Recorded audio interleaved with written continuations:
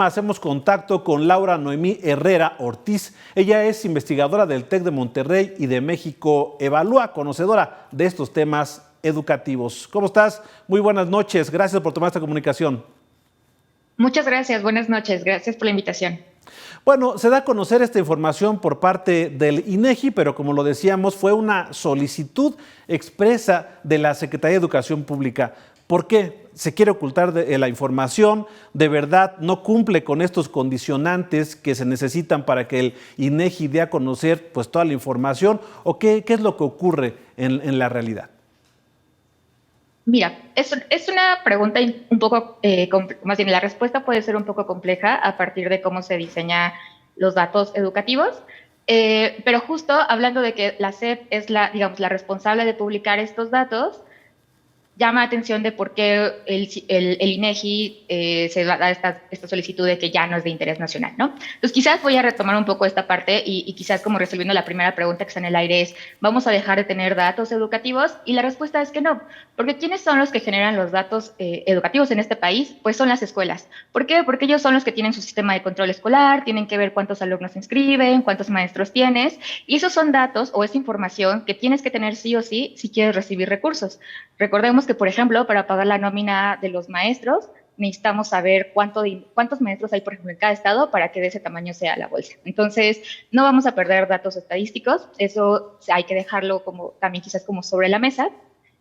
Lo que está diciendo este comunicado es que el CIGED, tal cual, es el que pasa a dejar de ser de relevancia nacional. ¿Y qué es el CIGED? ¿No? Esa sería la pregunta. Y esto es independientemente del sistema, de las estadísticas educativas que se generen en la escuela, que por ejemplo nos puede dar agregados de cuántos alumnos hay, cuántos maestros, etcétera. Lo que nos dice el CIGED es a nivel persona, ¿qué están haciendo? Es decir, Carlos, por ejemplo, voy a tener su registro de Carlos desde que entró al preescolar hasta que termine de estudiar y esté en el mercado laboral. Esa es la información que yo voy a recuperar, es información a nivel persona.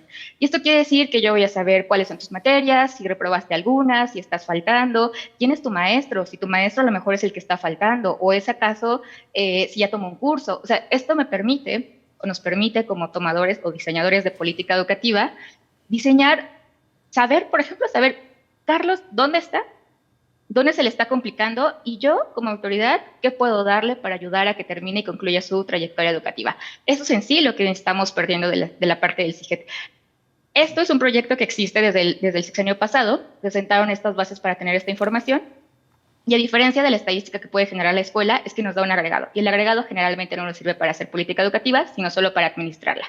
¿Qué pasa con este sistema? Que es muy complejo en sí mismo. Y esto implica algunos retos y desafíos a nivel estado, ¿no? Algunos tienen muy buena información, otros estados, pues, por ejemplo, a veces están todavía como con PDFs y demás.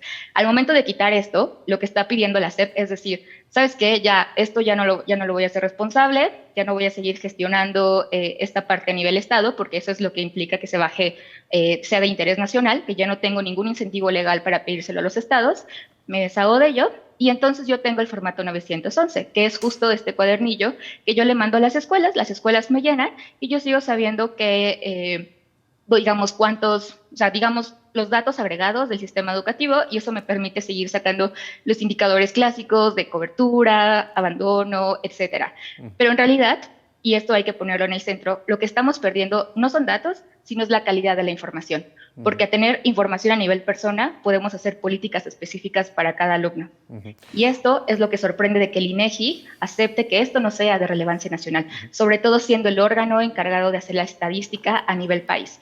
Claro. Que no puedan comprender la diferencia entre tener datos a nivel persona y nivel escuela, eso realmente es grave, ¿no? Dentro del centro. Oye, Laura, y sobre esto, el argumento es el tema de la periodicidad. Se dice, es que si no es una información que se tenga o que se divulgue en este momento de forma periódica, pues no cumple con este condicionamiento del INEGI. ¿Esto es verdad? ¿Así ocurre con la información?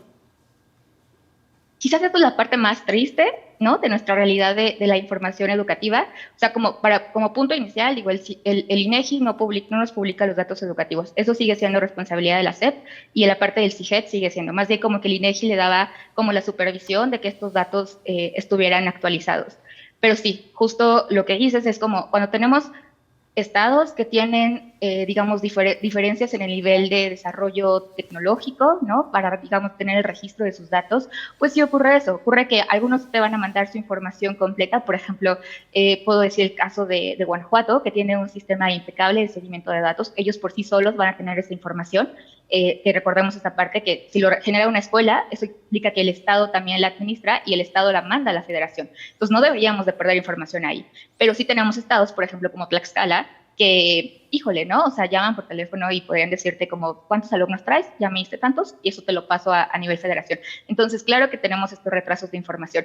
El problema, y aquí, que esa es la parte, y digamos como el problema central, es que tener esta información a nivel persona o tener estos incentivos de que sea obligatorio y que tengamos un lineamiento federal para poderles pedir esta información, es que seguimos dando pasos, digamos, seguimos avanzando en mejorar este sistema, porque la verdad es que tampoco está completo, ¿no? O sea, todavía, si uno entra a la plataforma tal cual como es IGED, se va a dar cuenta que solo lo puede consultar si eres alumno o eres papá, ¿no? Es decir, o mamá, ¿no? Si yo pongo el CURP de mi hijo, entonces sí me sale su información de quién es esa persona, cuántas materias tiene, si faltó, demás, o si soy maestro, y entonces si yo pongo mi CURP, me sale si yo tomé un curso y demás.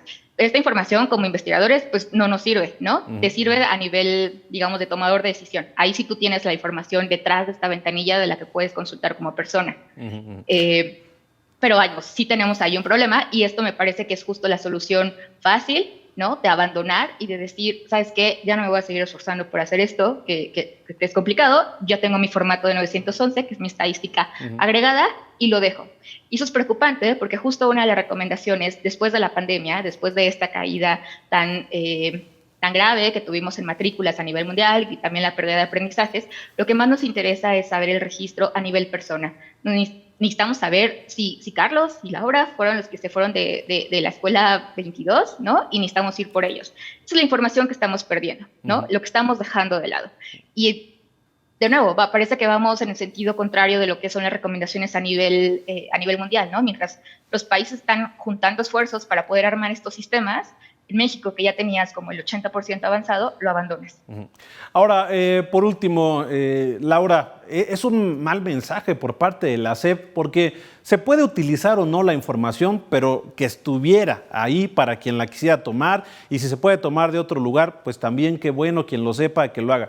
Pero que sea la misma SEP quien diga, esta información no se va a dar a conocer y le haga la solicitud al INEGI, es un mal mensaje de la Secretaría de Educación Pública, ¿no?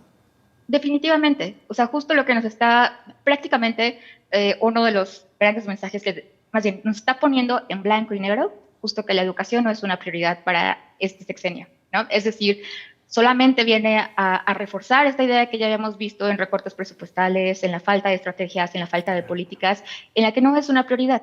E insisto, o sea, perder el CIGED es perder calidad de información, y la calidad de información nos permite hacer mejores políticas. Y eso es simplemente ponerlo en blanco y negro y decir, esto no es una prioridad para mí, no tengo por qué hacerme responsable y lo hago a un lado. Entonces, eso es la gravedad de este mensaje. Vamos a seguir teniendo, o sea, te puedo asegurar que tendremos los datos de que seguimos teniendo 25 millones de estudiantes. Pero lo que no sabe, cuando uno ya empieza a meterse a los datos, sabe que esos 25 millones traen datos duplicados, que puede, ¿sabes? Como no sabemos quiénes son, solo es una cifra. Y esto es información a persona, saber quiénes son. Entonces, eso es prácticamente lo más grave o preocupante que está haciendo o se puede hacer desde la Secretaría de Educación, ¿no? Decir, ya no me interesa esta parte.